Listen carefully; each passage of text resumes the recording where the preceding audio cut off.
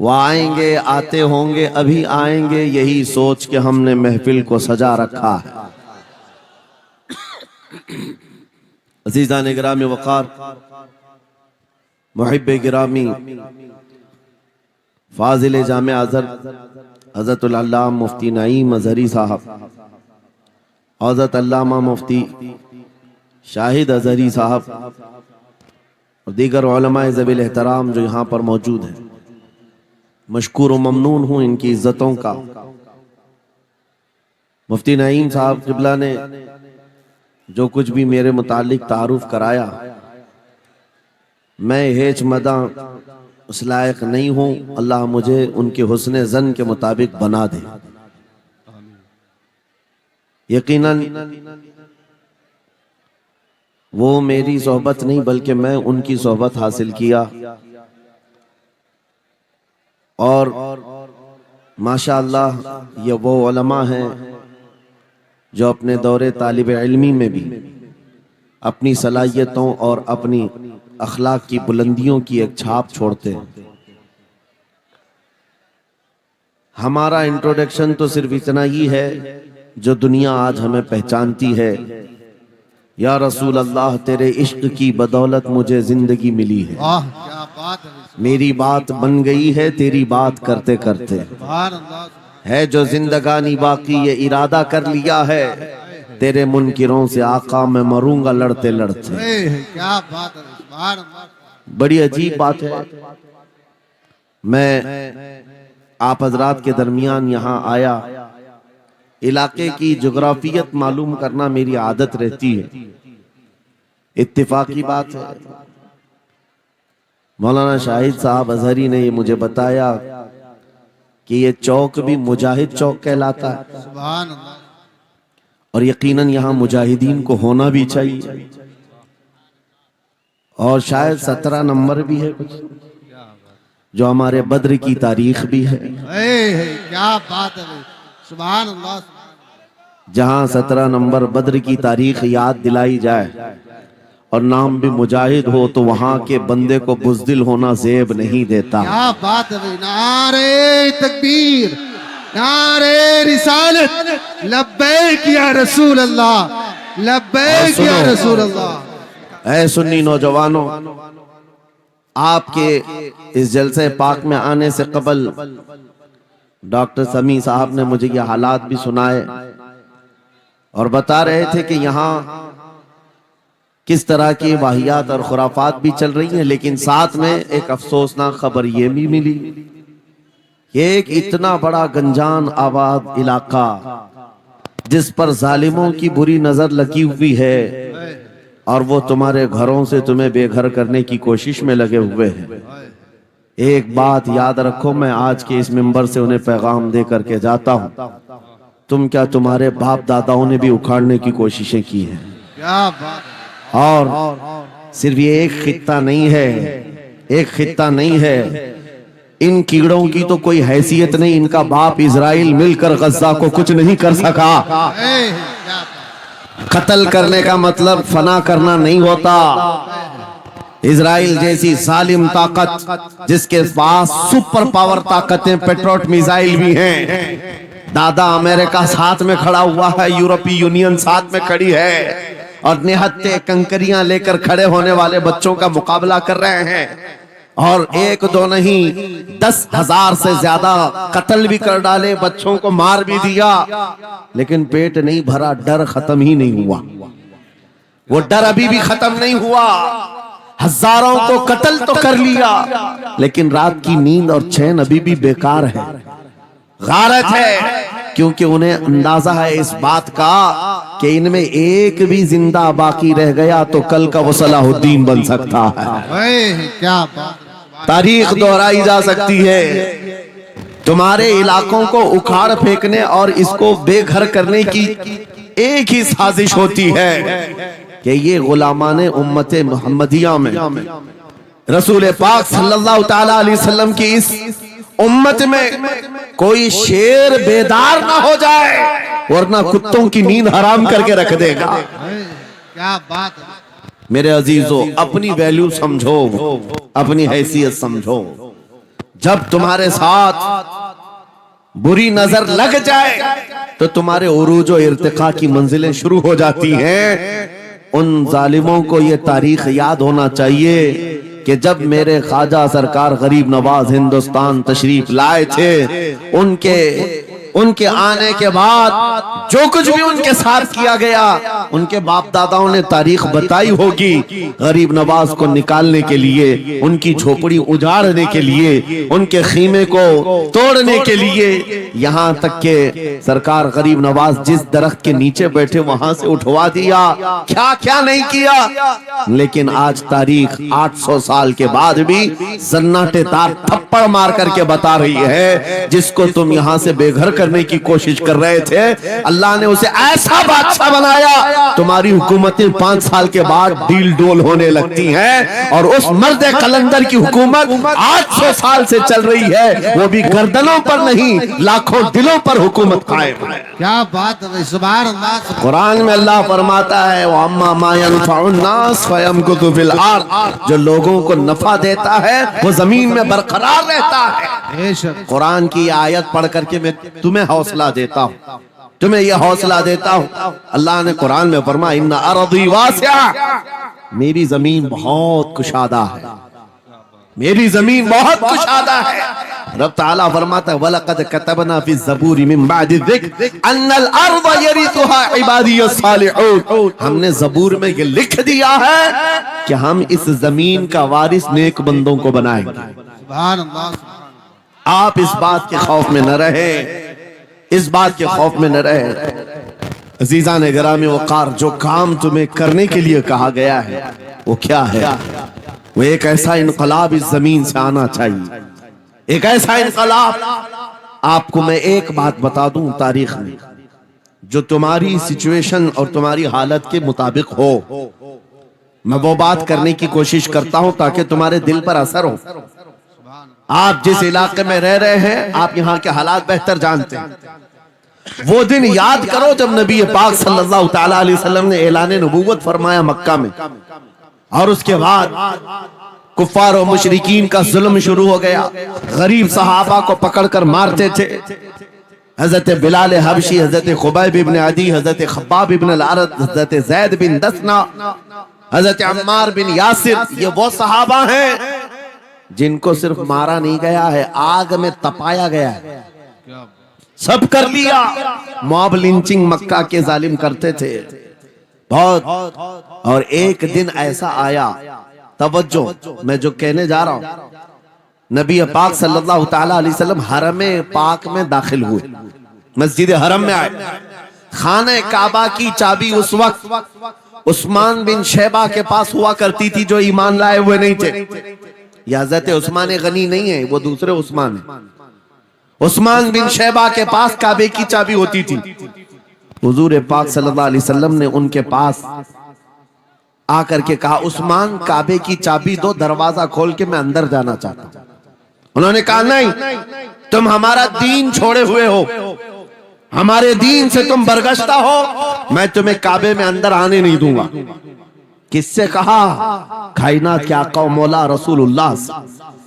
حضور نے کچھ نہیں کہا۔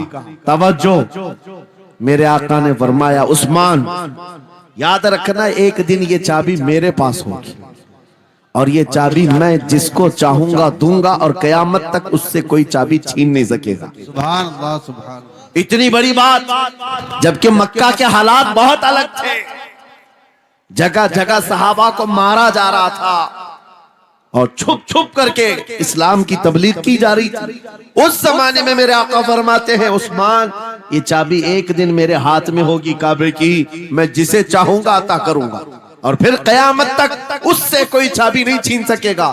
یہ حدیث پاک میں موجود ہے۔ عثمان بن شیبہ کہتے ہیں پہلے تو مجھے ہنسی آئی، کیونکہ یہ خانہ کعبہ کی چابی کی ذمہ داری عام نہیں ہوتی، خاندانی ہے، برسوں سے چلی ہوئی وراثت کے ساتھ آتی ہے، اور یہ اس طرح سے مجھے کہہ رہے ہیں کہ چابی ان کے پاس چلی جائے گی۔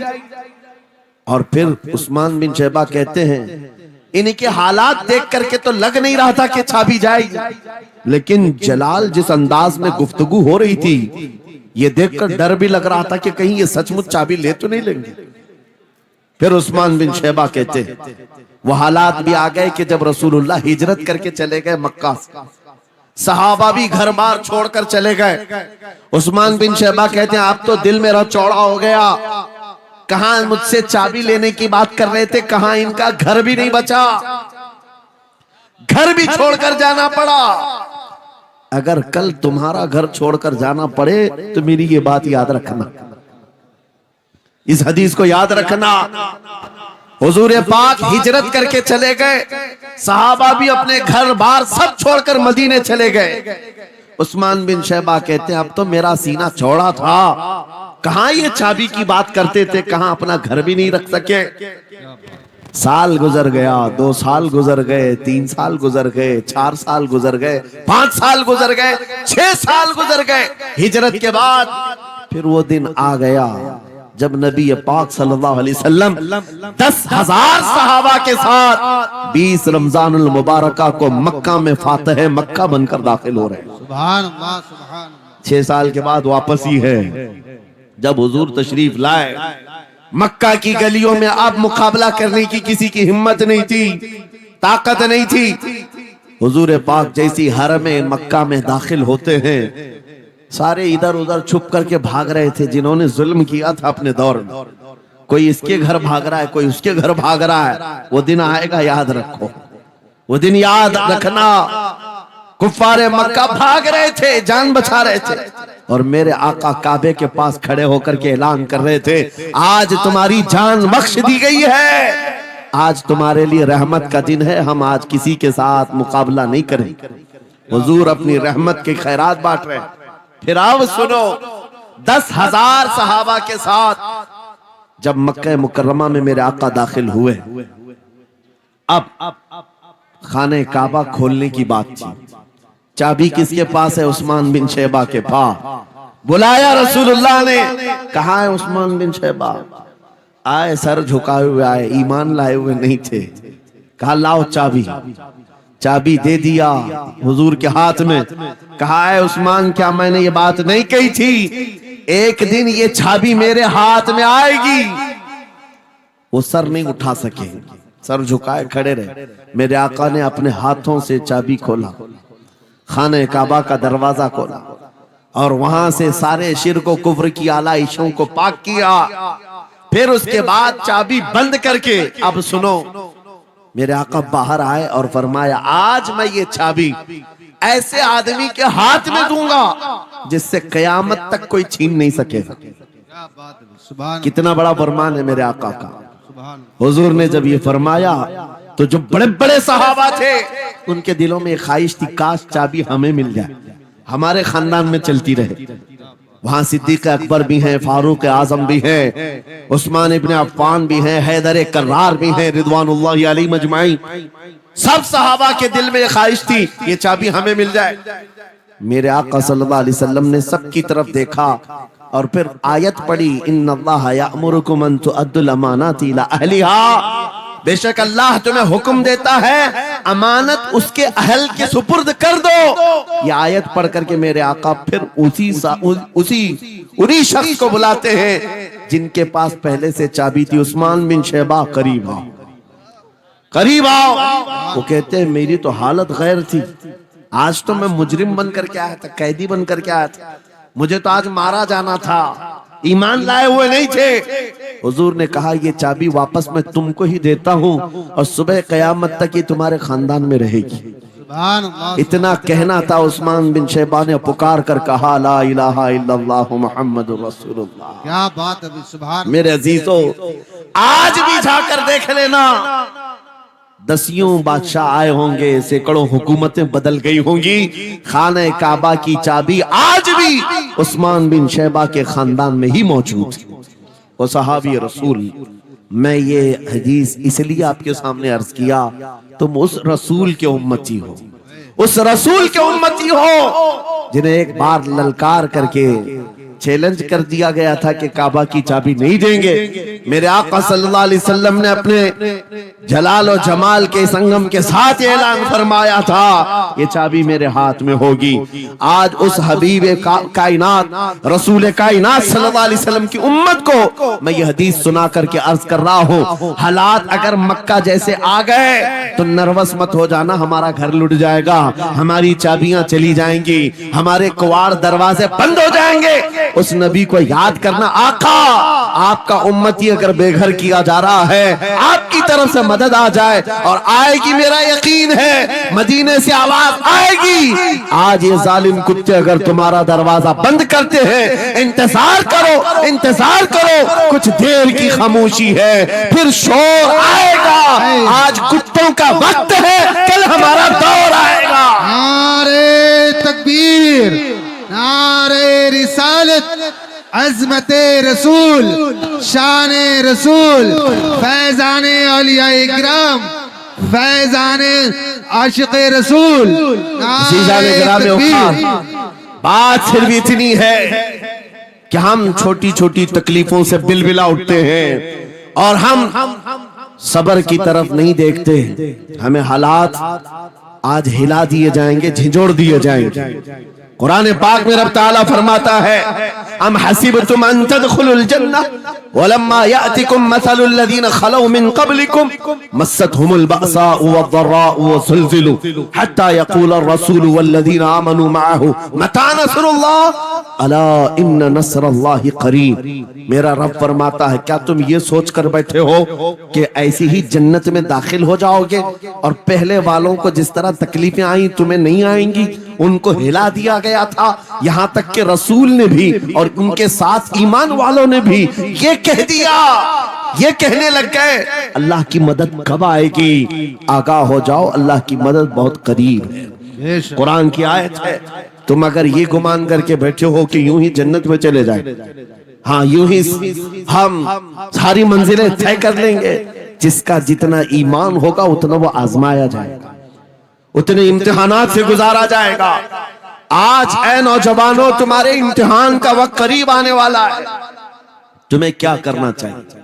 کیا کرنا چاہیے؟ امتحان دینے کے لیے تیار رہنا چاہیے، ورنہ ہواؤں کی کیڑے مت بننا.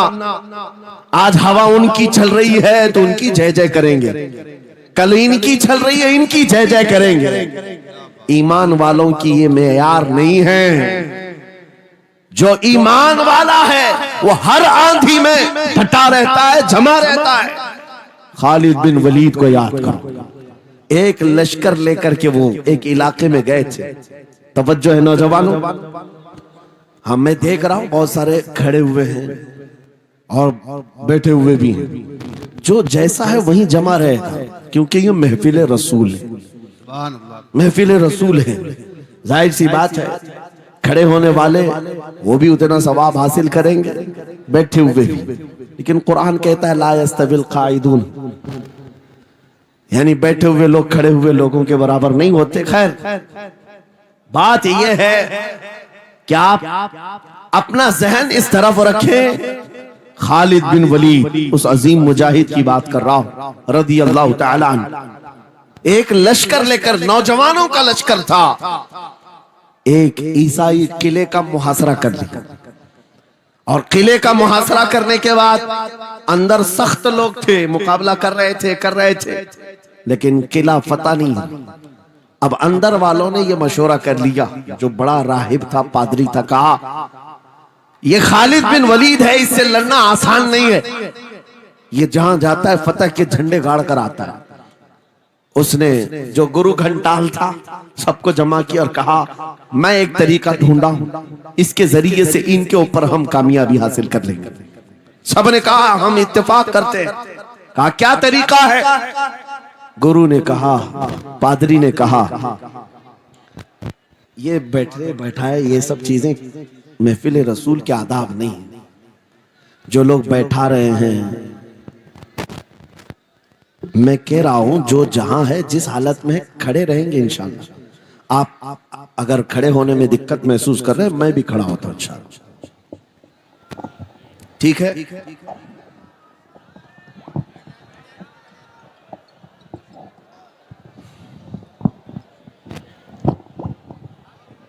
सुभान अल्लाह। मुझे पता है सब जवान हैं, सुबह तक खड़े होने को तैयार हैं, और हम भी खड़े रहेंगे इंशाअल्लाह। अब ठीक है, अब कोई किसी को बिठाए भी नहीं, कोई किसी को खड़ा भी ना करे। दुरूद पाक पढ़ लीजिए एक बार। अल्लाहुम्मा सल्ली अला अल्लाहुम्मा सल्ली अला सय्यिदिना मुहम्मद व आलिहि व अस्हाबिहि व बारिक वसल्लम। मुझे पता है सल्लल्लाहु अलैहि वसल्लम। मुफ्ती साहब, मैं ये आपको बता दूं, हर जलसे में ये हाल हम देखते हैं। वजह यह है कि हम कुर्सी पे बैठे रहते, कुछ लोगों को नजर नहीं आते, वो हंगामा करते रहते, इधर से नहीं दिख रहे, उधर से नहीं दिख रहे, और आसपास जो बैठे हुए हैं इनको वो अड़चन समझते हैं कि ये बीच में हाइल हो गए हैं। लेकिन मैं इतनी बात कहता हूं, अल्हम्दुलिल्लाह हमारी वो कौम है, मुझ जैसे एक निकम्मे को, मैं एक गुलाम और खादिम हूं, मुझे देखने के लिए वो बीच में किसी को बर्दाश्त नहीं कर पाते, तो ये अपने रसूल और अपने दरमियान किसी और को क्यों बर्दाश्त कर सकती है? क्या बात है, बहुत अच्छा। सुभान हम गुलामों के लिए इनके जज्बात हैं, तो रसूल के लिए जज्बात और हैं। अल्लाह। अल्हम्दुलिल्लाह वो इश्क अभी सलामत है, इसीलिए तो हम घूम रहे हैं। अगर मरे होते तो मुर्दों को कौन खिताब करता? जिंदगी अभी बाकी है और हमें उम्मीद भी बाकी है, उम्मीद बाकी है। खुराफात आ गई है, मुझे पता है, गलत काम बहुत आ गए हमारे मोहल्ले में। मुझे सुबह से बताया गया बहुत सारे, ये एक मोहल्ले का अलमिया नहीं है, हम जहां जा रहे हैं शहरों के शहर नशे में तबाह हैं, बर्बाद हैं, लेकिन साथ में मुझे इस बात का यकीन है हुजूर की ये उम्मत गुनहगार तो हो गई है लेकिन गद्दार नहीं है। क्या बात है, बहुत। हुजूर की गद्दार नहीं है।